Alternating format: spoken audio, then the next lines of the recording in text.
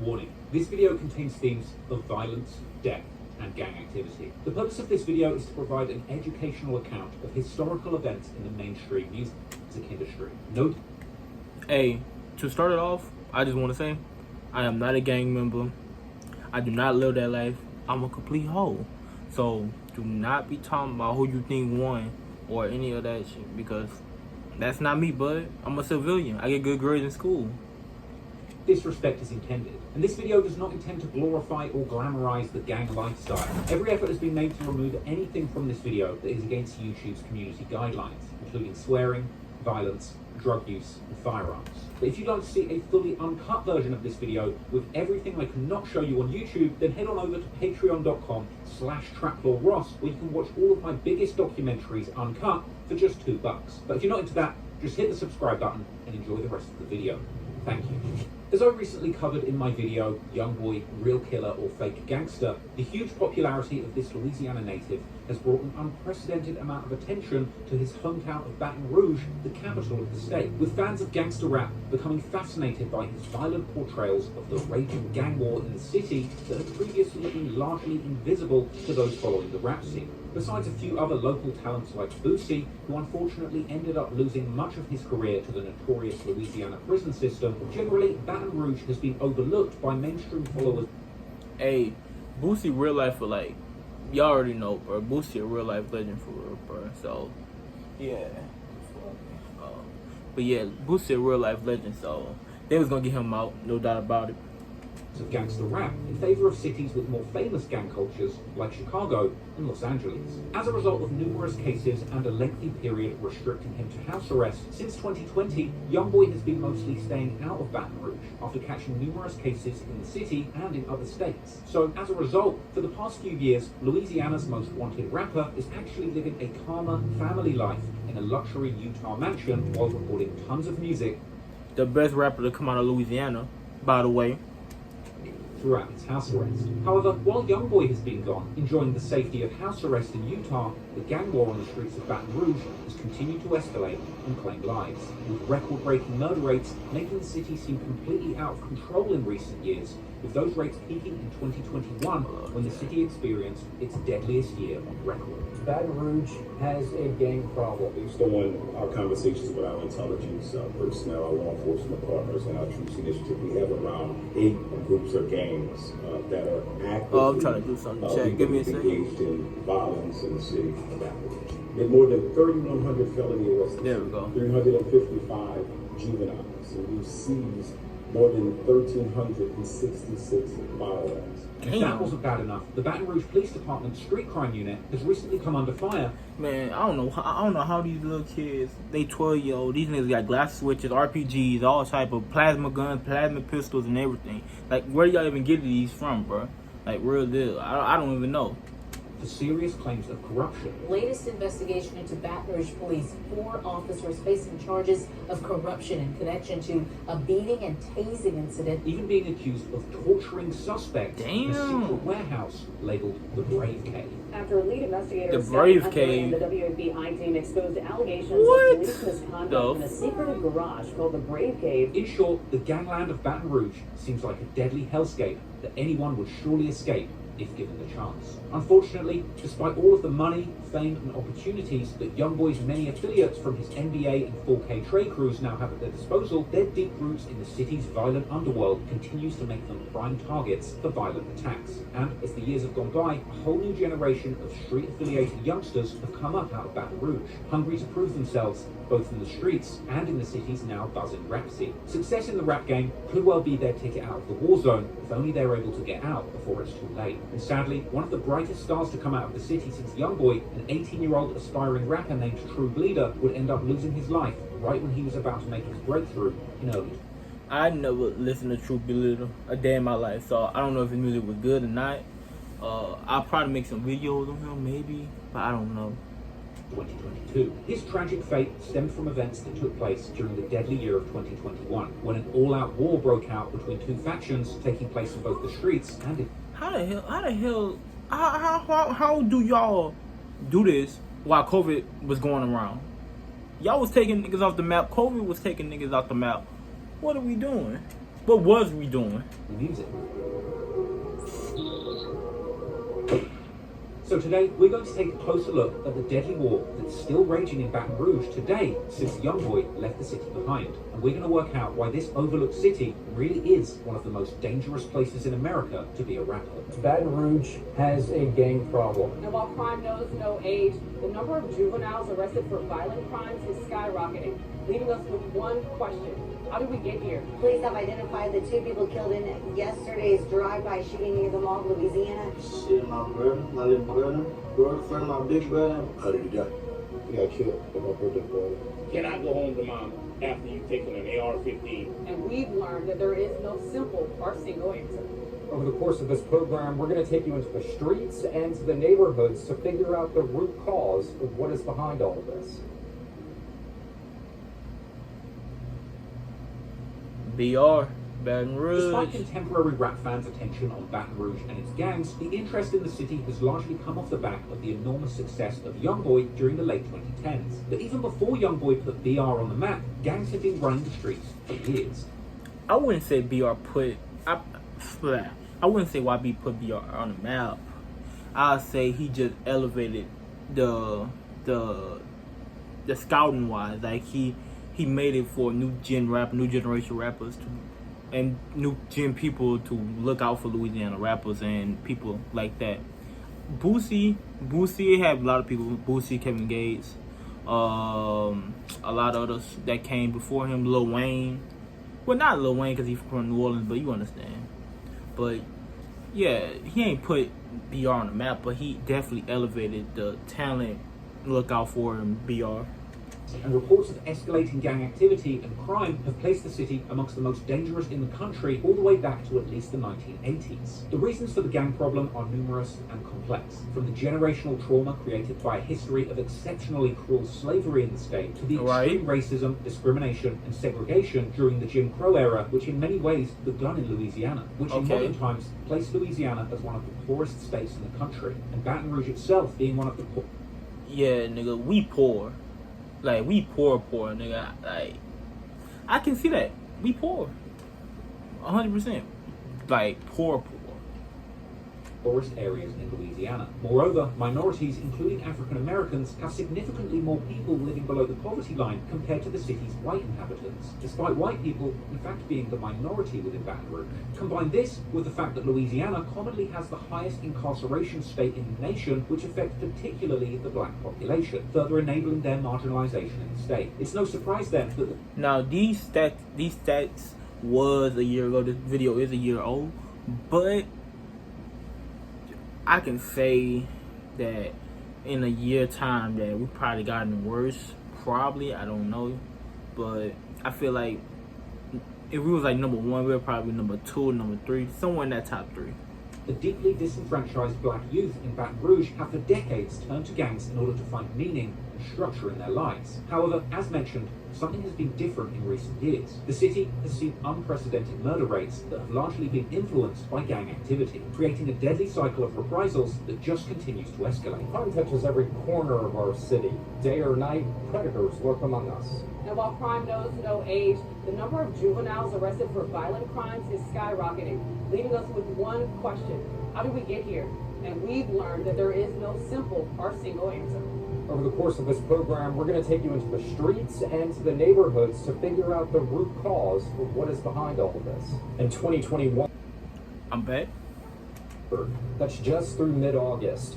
10 of the victims, 17 years old or younger. In the same time period last year, 10 victims, 17 years and younger? Wow, bro, that's crazy. Is the number of juveniles arrested for murder. 10 so far this year.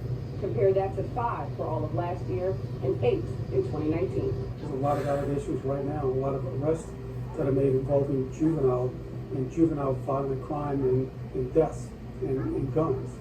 And that's the wrong thing to be happening with our young children. The WBRZ investigative unit counting nearly a dozen juveniles arrested just this year for high-profile crimes around the capital city. The ones include the ambush at a college.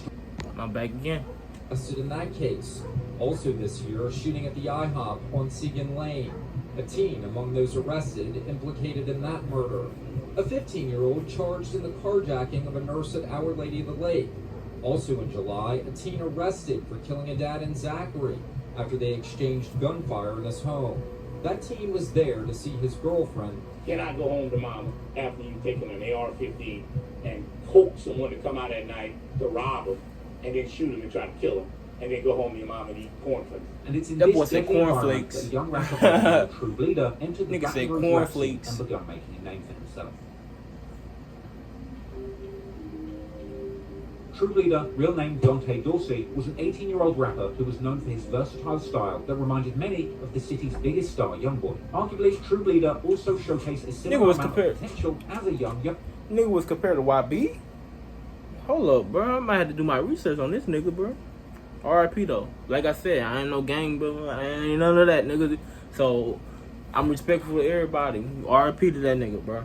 Youngboy, making songs that delivered both highly aggressive bars while at other times mixing rapping and singing with heartfelt stories about the rough life on the streets of Baton Rouge. Unfortunately, True Bleeda's young life and his promising rap career would come to an untimely end before it had even properly begun, when he and his friend were gunned down in their hometown on the 25th of February, 2022. Police have identified the two people killed in yesterday's drive-by shooting near the Mall of Louisiana. 18-year-old Dante Dorsey and 19-year-old Clinton Lindsay, both from Baton Damn, these niggas was To understand just the tragic 18, story of True 19? Bleeda, No how it's way, connected to bro. the broader street politics of Baton Rouge that connect all the way to Youngboy and his friends, we need to go all the way back to the beginning of his young life. True Bleeda hailed from the Glen Oaks neighborhood in North Baton Rouge, one of the many impoverished and crime-ridden areas. Sound about right. Sound about right. Niggas from Glen Oaks, get niggas out of there. Them niggas don't play that, bro. No glaze, but I see why. I see why. In the city's north side. Details have been I released see about why. a fatal feud in Baton Rouge's Glen Oaks neighborhood yesterday. In serious condition tonight after being shot this afternoon in the Glen Oaks neighborhood. Tonight, our team is learning more about the man facing charges after a deadly shootout in the Glen Oaks area. This neighborhood was also home to the late rapper G Money, good friend and label mate of Youngboy's top. Now I do know G. Everybody know G Money. A lot of people in the South know G Money. He has such high potential, bro. He was one of them ones, for real, man. He was really one of them ones. Surviving Odd, Fredo Bang. And these two can even be seen together in the studio in an old video from when True Bleeda was barely a teenager. Also in that video is a man named Larry from a Glen Oaks-based rap collective called Jungle Music, which played an important role in the life of a young True Bleeda. Despite being close to True Bleeda and G Money, Larry was also seemingly a childhood friend of Youngboy's best friend and NBA co-founder OG33. With this showing just how interconnected all of the people in this story were before the war. Nigga said OG33. The nigga name is 3, bro. OG3. No glaze, but damn, nigga, it's not that hard to read. Or in the streets tore them apart. In 2014, when True Bleeda was still just a kid, a tragic event took place that would permanently alter his life. On the 28th of March, during a birthday party and concert at the Baker Civic Center, just north of Baton Rouge, a teenager named Nikadron Williams would suddenly open fire on the crowd of partying teenagers, killing 3 and wounding 1. These victims would include the big brother of True Bleeda, called Mun, real name Kendall Camon Dorsey, as well as a good friend of Fredo Bang, Crazy Trey, real name DeAndre Jermaine Claiborne. During Williams' trial, it would be revealed that the 3 people killed were in fact unintended targets, while the intended target of the shooting. This nigga shot and killed 3 unintended people. Bud, what are you talking about? How you looking for one person and you just up and shoot 3 other people who not even supposed to get hit? Nigga, what the?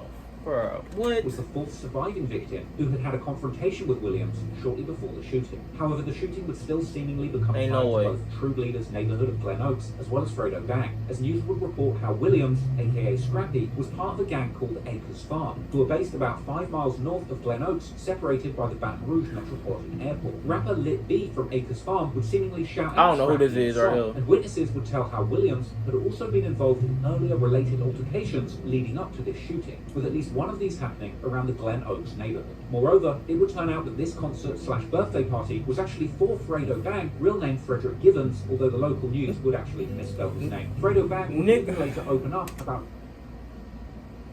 This nigga said his government name. Oh my god, this nigga said Frederick.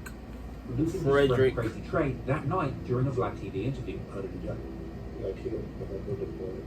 Nigga named Frederick.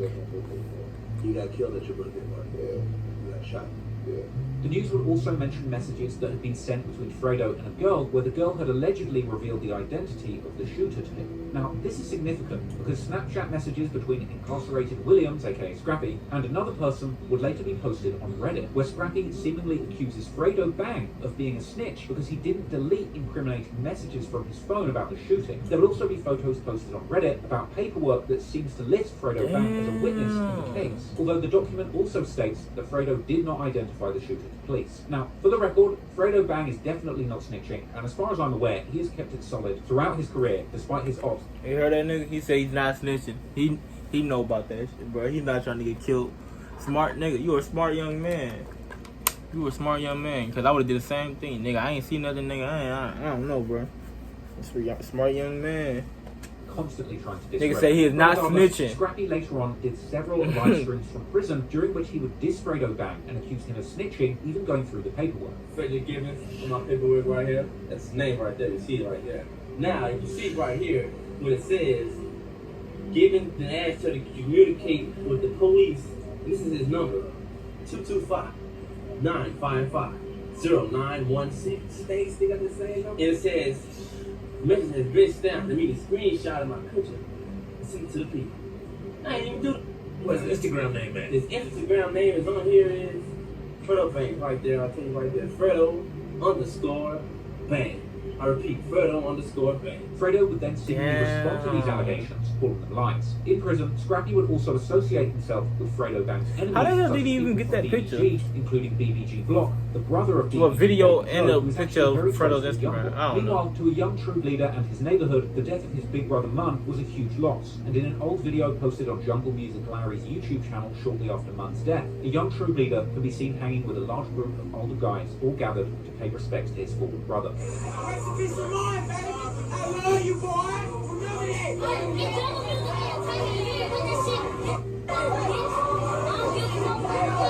The death of boy, look at that boy head. Serious. So he and his partners would create a crew called Mudway in his honor. Bro, when I was Penzin died at 15, so it's like that's why we came up with Mudway shit. That was his name, man.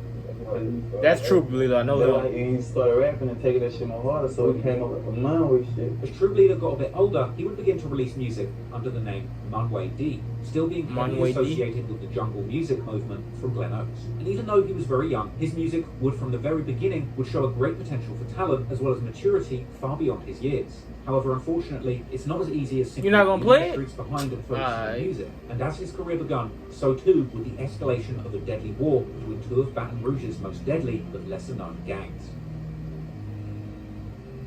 Losing his brother at a young age wouldn't make True Bleeder only motivated in pursuing music, it would also make him yearn for revenge and turn to the streets. Perhaps it was the combination of the two that would eventually lead True Bleeder and his partners, such as his older brother Oak Boy Coco, also known as Co-Bleeder. Shit, my brother, my little brother, friend of my big brother Mun, he had passed away 2014.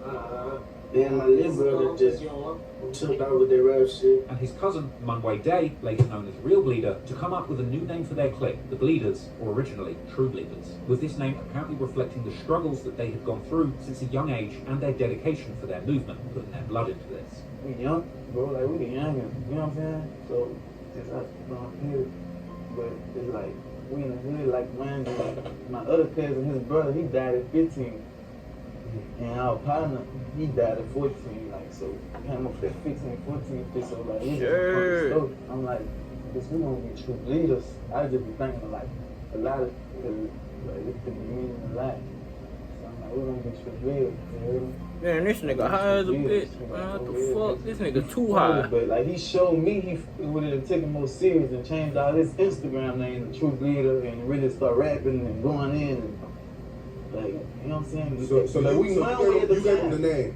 You came up with the name. Yeah. In the following years, the Bleeders would form relationships with numerous other gangs, groups, and neighborhoods in Baton Rouge, such as the jungle music movement from Glen Oaks that they had started with, which nowadays is mainly still represented by Jungle Music Larry. They were also heavily clipped up with people from the nearby Zion City neighborhood, led in music by the rapper T.G. Commons, who is one of the... T.G. Commons, I know T.G. Commons too. Them niggas from Zion City. Niggas be getting them niggas out of here. I don't know though, because you know why? I'm inside the whole summer. So, yeah, nigga, I don't know about none of that. I don't know. hottest up-and-coming rappers in Baton Rouge right now. I'm a civilian, and bro. With the Bleedas under their Trench Business Collective. Bleedas are also associated with Fredo Bang's TBG, aka Top Boy Gorilla's crew, the crew that famously went to war with YoungBoy and his NBA 4K Trey crews after the death of friend-turned-enemy G Money, TBG's most promising rapper. The roots of the affiliation between the Bleedas and TBG dates all the way back to the night when Fredo Bang's good friend Crazy Trey was killed together with True Bleeda's brother. Another rapper affiliated with TBG and connected to the Bleedas, known as Hot Boy Do, is currently incarcerated on murder charges.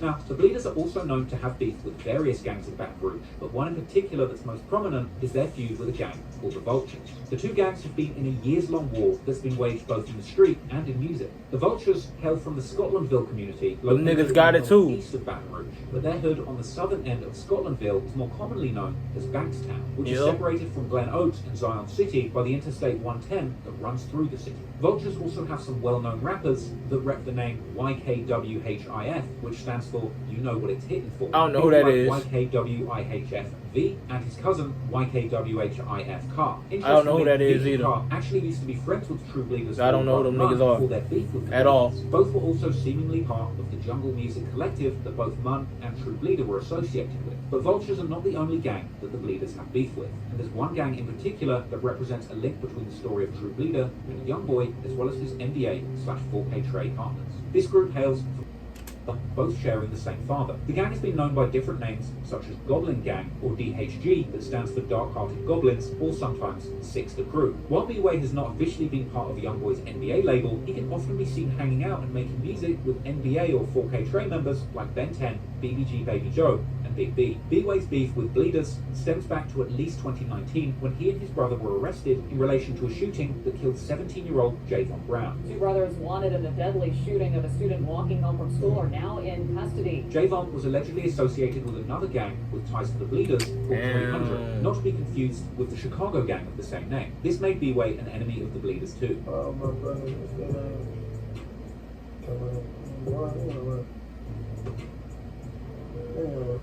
boy. Shut nigga. What my ass on? Hop out like this. Hop out. No pistol. Hop out like this. And there were also other NBA and 4K Trey members with ties to the Vultures, including Ben 10, who is said to actually have family ties with some members, as well as Herm and Big B, who both hail from Bankstown. Bro, where we at? Where we at with it right now, man? Bankstown, USA, here. That's how we bang. Yeah.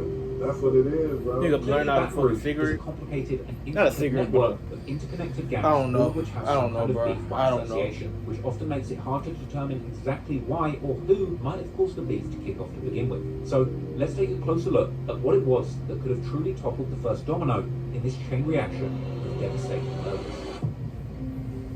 Damn, we just getting into this?